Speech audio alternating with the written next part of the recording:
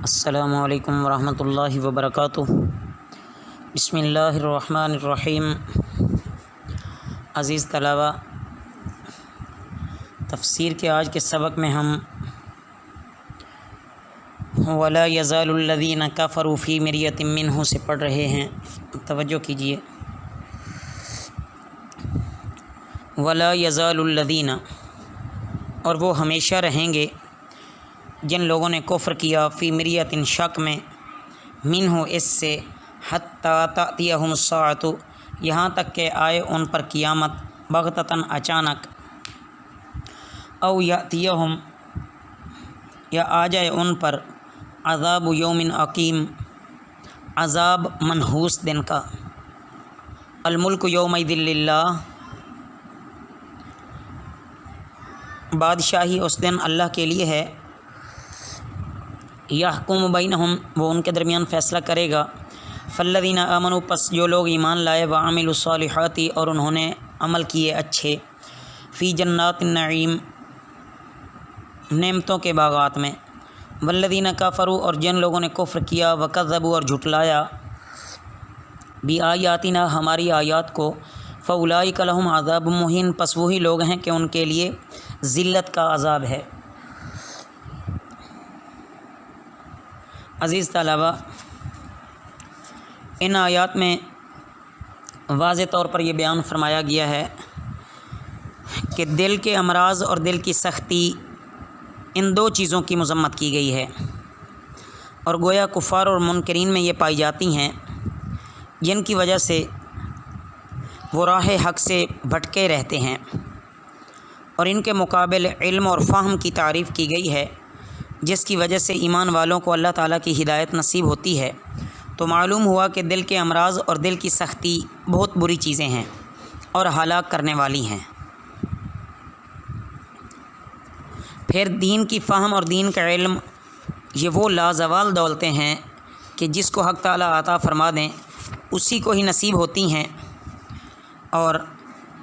کافر انہی اپنی بیماریوں کی وجہ سے ہی تو دین اسلام میں شک کرتے تھے، اس کے احکامات کو ماننے سے انکار کرتے تھے، اور بالآخر ان پر اچانک عذاب آئے گا، کیونکہ بادشاہ تو اللہ تعالیٰ کی ہے، اور جو لوگ ماننے والے ہیں، اللہ کے حکموں کی پابندی کرنے والے ہیں، ان کے لیے ہمیشہ ہمیشہ کے باغات ہیں،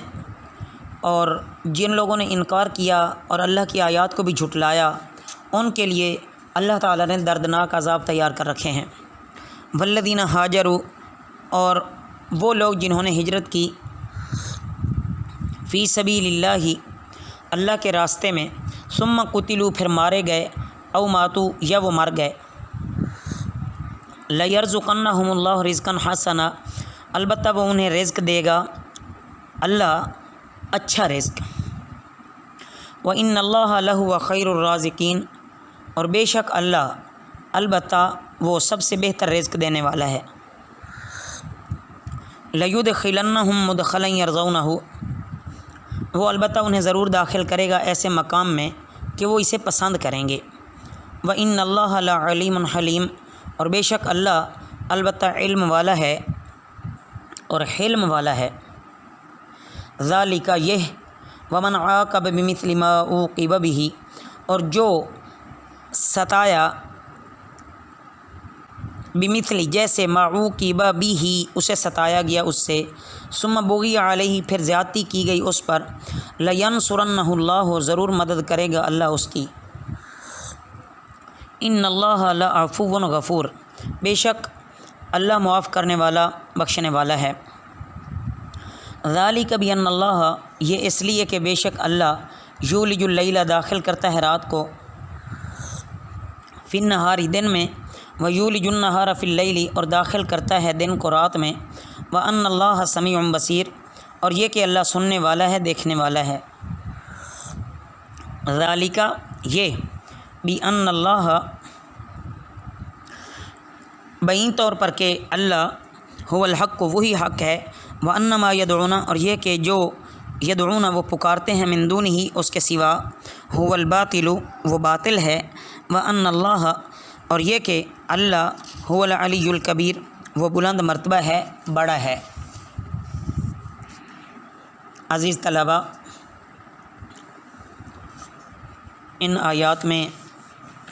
اللہ رب العزت خوشخبری سنا رہا ہے ان لوگوں کو جنہوں نے اللہ کے لیے گھر بار چھوڑا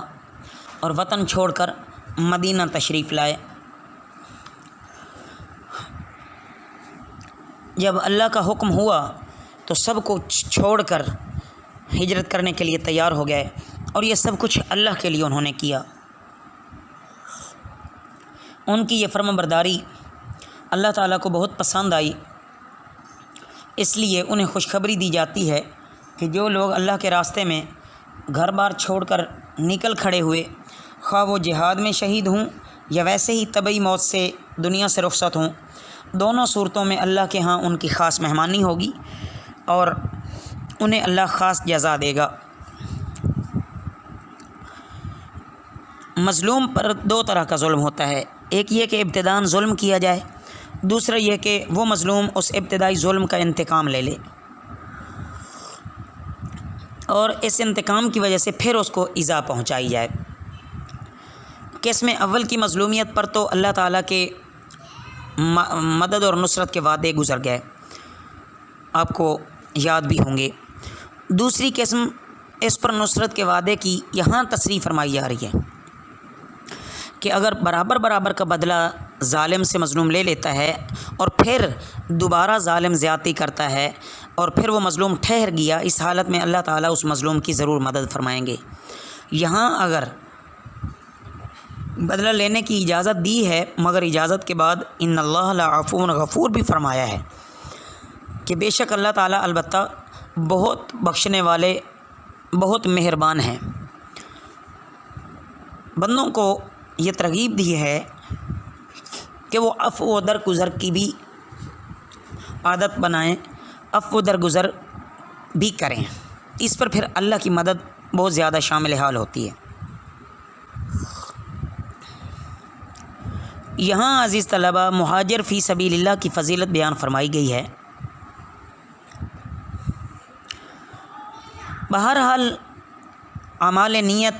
اعمال صالحہ جو ہیں نیت سے بھی وہ وابستہ ہیں، جو نیت وہی نتیجہ، جس کسی کی ہجرت اللہ اور رسول اور دین اسلام کے لیے ہوگی اس کو اللہ اسی طرح ہی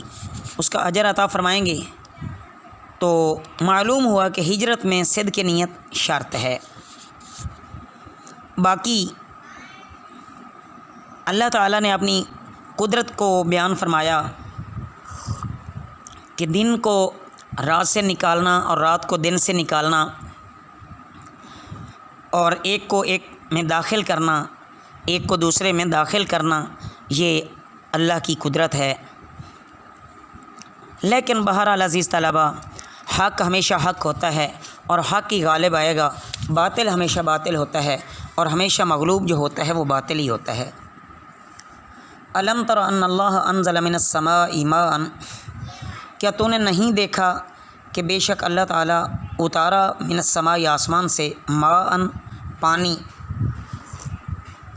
فتصبح تو ہو گئی الارض زمین مخضرۃ سرسبز، ان اللہ بے شک اللہ لطیف خبیر،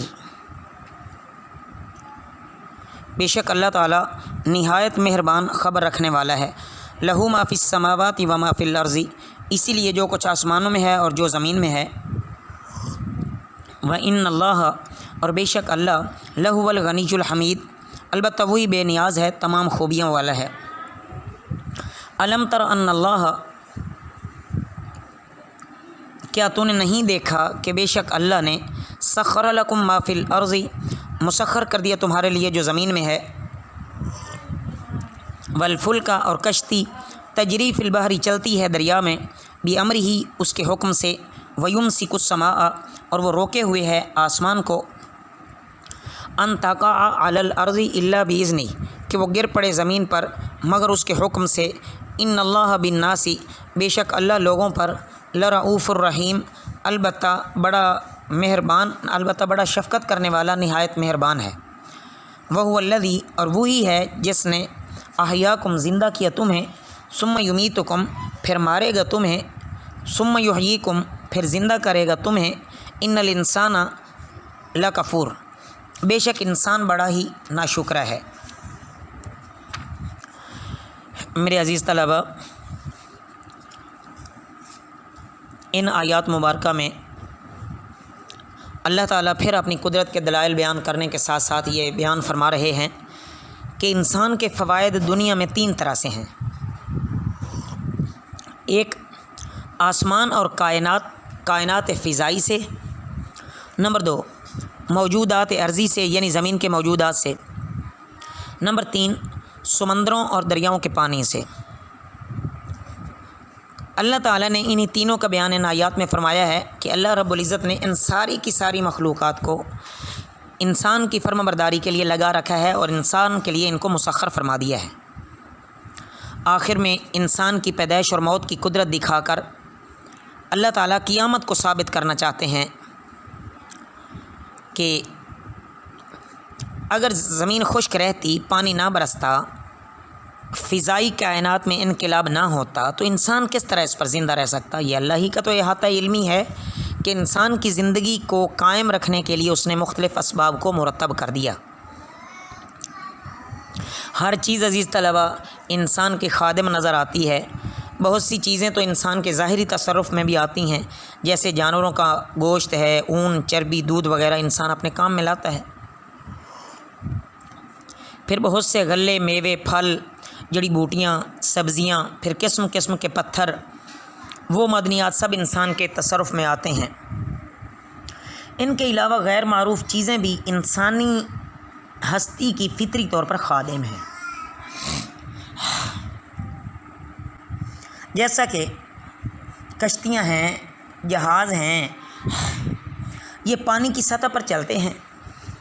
तो क्या ये अल्लाह ताला का अज़ीम एहसान नहीं है कि अल्लाह ताला ने इंसान को अक़ल दी? ये सारी चीज़ें अल्लाह ताला ने इंसान के लिए मुसख्खर कर दी।